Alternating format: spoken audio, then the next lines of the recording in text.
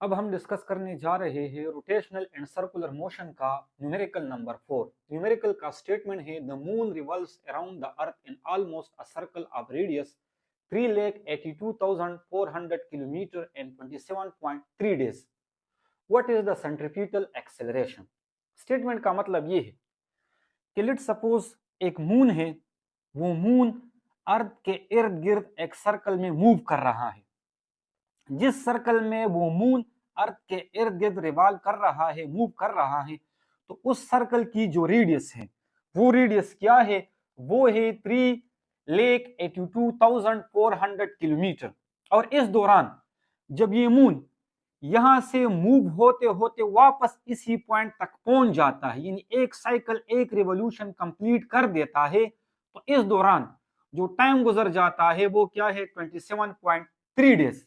और याद रखना, एक साइकिल कंप्लीट होने के दौरान जो टाइम गुजर जाता है उसी को हम टाइम पीरियड भी कहते हैं।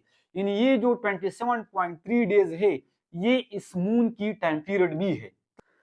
अच्छा, तो गिवन डेटा क्या है? रेडियस है जो कि बराबर है 3,82,400 किलोमीटर। हमने किलोमीटर से इसको मीटर में कन्वर्ट करना होगा, तो जो 1 किलो है वो बराबर होती है 10⁻³ के। क्लियर? टाइम पीरियड क्या है? जिस तरह से मैंने पहले बता दिया कि यहाँ पर मून की टाइम पीरियड ही होगी, तो जो टाइम पीरियड है वो क्या है? 27.3 डेज। हमने इसको भी इस सिस्टम में क्या करना होगा? कन्वर्ट करना होगा। यानी डेज से हमने इसको सेकंड में कन्वर्ट करना होगा। अब अगर हम किसी भी टाइम पीरियड को डे से आवर्स में कन्वर्ट करना हो तो हमने 24 के साथ मल्टीप्लाई करना होगा, तो ये आवर में कन्वर्ट हो जाएगा। अब अगर हमने आवर से मिनट में कन्वर्ट करना हो तो फिर उसके साथ हमने 60 को मल्टीप्लाई करना होगा, तो ये इस तरह से मिनट में कन्वर्ट हो जाएगा। फिर अगर हमने मिनट से सेकंड में जाना हो तो इसके साथ मजीद 60 को मल्टीप्लाई करना होगा, तो एज अ होल ये कंप्लीट किस में कन्वर्ट हो जाएगा? सेकंड में कन्वर्ट हो जाएगा। यानी जब हमने 27.3 डेज को देखा तो ये सेकंड में बराबर है इसी के। क्लियर? तो उम्मीद करता हूं कि यहां तक आप लोग समझ चुके होंगे। रिक्वायर्ड क्या है? Centrifugal acceleration. जाहिर बात है, जब ये मून इस तरह से अर्थ के इर्द गिर्द एक सर्कल में रिवॉल्व करता है तो इस दौरान इस मून के पास सेंट्रीफ्यूगल एक्सेलरेशन होगा, यानी इसमें सेंट्रीफ्यूगल एक्सेलरेशन प्रोड्यूस होगा। हमने उस सेंट्रीफ्यूगल एक्सेलरेशन को क्या करना है? मालूम करना है। तो रिक्वायर्ड क्या है? Centrifugal acceleration. We know that, हमें मालूम है जो सेंट्रीफ्यूगल एक्सेलरेशन का इक्वेशन है वो बराबर है v²/r। लेकिन अगर हम यहां पर देखें तो जो लीनियर वेलोसिटी है वो स्टेटमेंट में डायरेक्टली गिवन नहीं है, तो हमने लीनियर वेलोसिटी से किस में जाना होगा? एंगुलर वेलोसिटी में जाना होगा। तो हमें मालूम है जो लीनियर वेलोसिटी है वो किसके बराबर होती है? Radius and angular velocity. तो v की जगह पर हम ये वैल्यू पुट कर सकते हैं। मैंने यही किया है कि v की जगह पर मैंने ये वैल्यू पुट की है, फिर इसका मैंने स्क्वायर लिया और स्क्वायर के साथ साथ मैंने r स्क्वायर को r के साथ क्या कर दिया है? कैंसिल कर दिया है। तो जो सेंट्रीफ्यूगल एक्सेलरेशन की वैल्यू आ चुकी है वो क्या चुकी है? r omega square.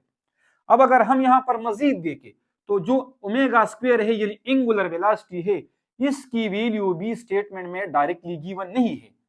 Clear? Indirectly given है, तो इनडायरेक्टली से हमने इस एंगुलर वेलोसिटी को क्या करना होगा? निकालना होगा। हमें पता है जो एंगुलर वेलोसिटी है वो किसके बराबर है? Angular displacement by time. But statement में उन्होंने क्या कहा है कि जब मून एक साइकिल कंप्लीट कर देता है, क्लियर, जब मून एक साइकिल कंप्लीट कर देता है तो इस दौरान जो टाइम गुजर जाता है वो क्या है? 27.3 डेज। और मैं पहले बता चुका हूं कि एक साइकिल कंप्लीट होने के दौरान जो टाइम गुजर जाता है उसको हम टाइम पीरियड कहते हैं। और इसी के साथ साथ एक साइकिल, एक रिवॉल्यूशन के दौरान जो एंगुलर डिस्प्लेसमेंट होता है वो रेडियन में किसके बराबर होता है? 2π रेडियन के। तो इसका मतलब ये हुआ कि एक साइकिल कंप्लीट होने के दौरान जो एंगुलर डिस्प्लेसमेंट है वो क्या है? 2π रेडियन। और इस दौरान जो टाइम गुजर चुका है उसको हम क्या कहते हैं? Time period. तो ओमेगा की जगह पर हमने क्या पुट करना होगा? 2π डिवाइडेड बाई टी। तो मैंने यही किया है कि इस ओमेगा की जगह पर मैंने क्या पुट की? 2π/t। अब इसके बाद आप लोगों ने करना क्या है? रेडियस की वैल्यू पुट करनी होगी, इसकी जगह पर अपनी वैल्यू पुट करनी होगी और साथ में स्क्वायर लेके जब हम इनको सॉल्व करेंगे तो सेंट्रीफ्यूगल एक्सेलरेशन की जो वैल्यू आ जाएगी वो क्या होगी 0.00271 मीटर पर सेकंड स्क्वायर। ये सेंट्रीफ्यूगल एक्सेलरेशन की वैल्यू आ चुकी है। उम्मीद करता हूं कि आप इस न्यूमेरिकल को समझ चुके होंगे। इसमें सिर्फ इस चीज का आप लोगों ने ख्याल करना होगा कि लीनियर वेलोसिटी से एंगुलर वेलोसिटी में जाना होगा, फिर एंगुलर वेलोसिटी को आप लोगों ने इससे निकालना होगा, तब जाके आप इस न्यूमेरिकल को सॉल्व कर सकोगे।